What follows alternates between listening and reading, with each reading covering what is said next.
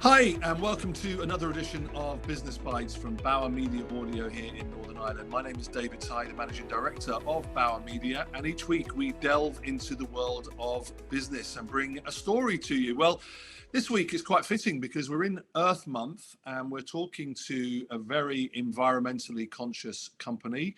We're speaking to Michael Thompson, who's the Managing Director of Everun. Michael, welcome to Business Bites. Thanks, David. Great to be here. Thank you. Well, it's great. It's great to have you with us. We always ask this question at the beginning. Tell us about your company. How did it get to where it is today? What do you do?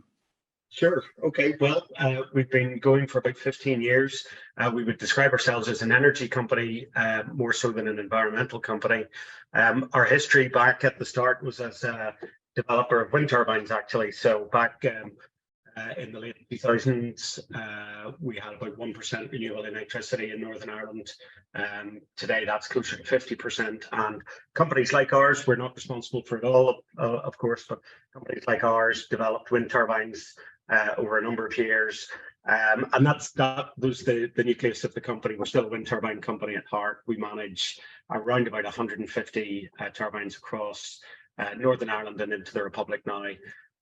That's doing the engineering, maintenance, servicing, as well as developing new projects in both wind and solar. So for many years, that's what we did. In the last few years, we've diversified quite considerably into other parts of the energy mix. So we still are working in wind generation, but also now in solar generation for commercial users. So that's traditional rooftop solar, if you like, for high energy users.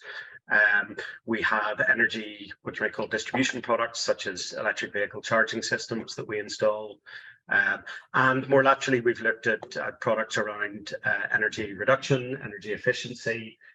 So those are solutions that fit in large users' heating and ventilation systems, for instance. I can tell you a little bit more about those, as well as providing software that allows customers to monitor and manage all of this. So, our ethos here is to look at the whole energy mix, generate electricity, distribute it, and then help our customers manage it and ultimately reduce it.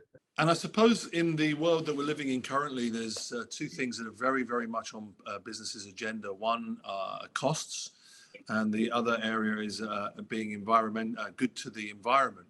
Both very, very topical subjects.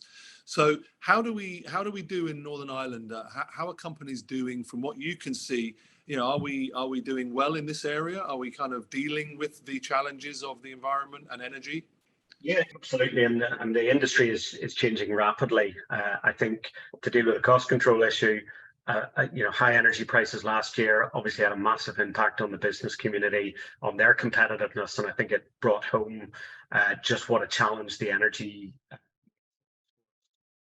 renewables we put on our network locally. By producing it locally, the more energy independence we get.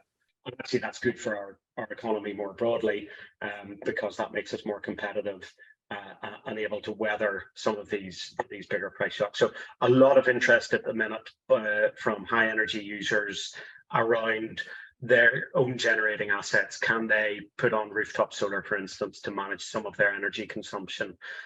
What can they do to better profile their business to reduce the peaks of energy usage?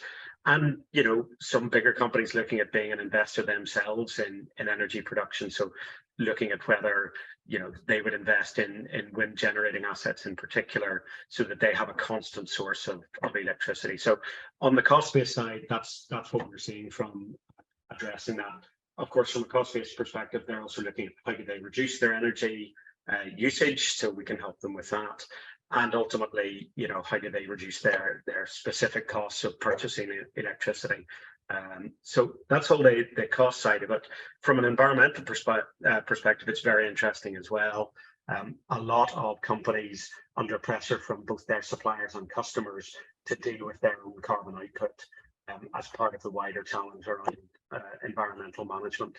And we see energy quite often as just good business, with a really positive outworking in the environmental field, but both knit together. If we can drive renewable energy into our mix more decisively, the environmental impacts will follow by default. So that's good. But we should come at it from both directions. We don't see it as a purely sort of green environmental issue. We see it as just actually good for business and good for society as a result. Yeah.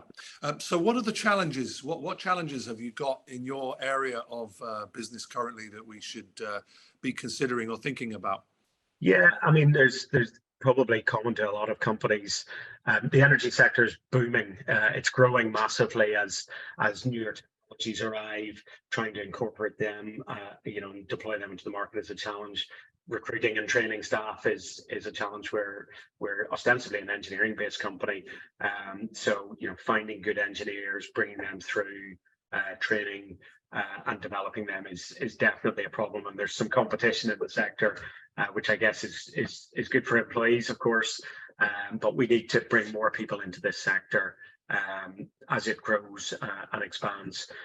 The other challenges are on a broader section, if you like, around the infrastructure that we have in this country. So particularly the electricity backbone networks that are managed by Northern Ireland Electricity and Sony, the grid operator. They need massive investment. They have an investment round out at the minute. We need real long-term planning to make sure we have a grid that supports what we need to do. Traditional grids were based on one or two power stations sending electricity around. Now the electricity grid is much, much more complicated. Electricity is generated in hundreds of different places, whether it's from wind turbines or solar arrays, from individual commercial sites, from homeowners. So all of that has to be managed. It's a considerable challenge for NI and Sony. They have a lot of work to do. We want to support them in doing that because we have a massive dependency, all of us, on them succeeding. So the grid is a huge issue. There's an energy strategy for Northern Ireland, which is great. It was released early last year.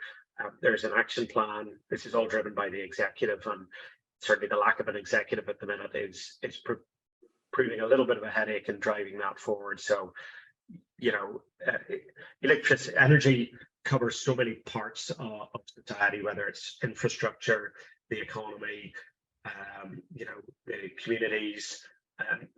It all needs brought together by a sort of end-to-end strategy at the executive, and that needs driven forward. So while there is work ongoing, the absence of a functioning executive is a headache, and time is short, I suppose. David, is something I would say to you. We have set in place legislative targets for Northern Ireland. That was one thing that got done in the last executive. 80% of our electricity needs to come from renewable sources by 2030. Now that's a legislative target. It's also one that we just need to achieve for the environmental reasons we talked about earlier. So that's 7 years away, and there's a huge amount of work to be done. It's a big strategy. It covers electricity that we use day to day, but also the transport system, heating systems. All of that needs a strategy and a delivery plan. And that, it's a system-wide, society-wide program that needs to happen. The goal, if we get there, the rewards are huge for us as a country, as a local economy. We definitely can do this, but it requires everybody pointing in the right direction, and that needs leadership, both by companies like us and the business community, but also at an executive level to drive the change that we need. Yeah, and that's not the first time we've heard that kind of feedback on this conversation. So look, as we approach the end, we just want to ask you, if we're looking to the future for Everun, what's coming down the tracks for this? It says where energy meets innovation. So how are you guys innovating into the future? Have you got exciting plans ahead? Yeah, I mean, we have a lot of plans, a lot of different products that we've deployed over the last year. We'll stick also to our traditional capabilities around developing new wind generating assets. We have a program that we want to roll out as part of that. One thing we're really excited about now is an innovative product called Tighe. It's a high efficiency induction motor that fits into heating and ventilation systems. Now, that sounds pretty unsexy probably, but the heating and ventilation system in a building is one of its biggest single draws on energy usage. So whether that's a large office block or a hotel or a leisure centre, HVAC systems are a massive part of the energy consumption So this product developed by a Californian-based company, supported by some really interesting early investors. We were an early investor in it, but also people like Robert Downey Jr., the guys out of Amazon invested in it. So really, really innovative product. It can be retrofit into systems, so you don't have to change the entire HVAC system. And when it's set up correctly, it should reduce the energy demand by about 60% in the existing system. So that's a payback of a year, 18 months. It's good innovation, it's good engineering. We like the technology. Not everything has to be big wind turbines, although we love those too. But there are simple solutions that we can drive in, and we're really excited about that one in particular to drive that forward.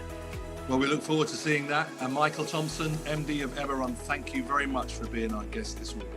No problem. It's nice to talk to you, David.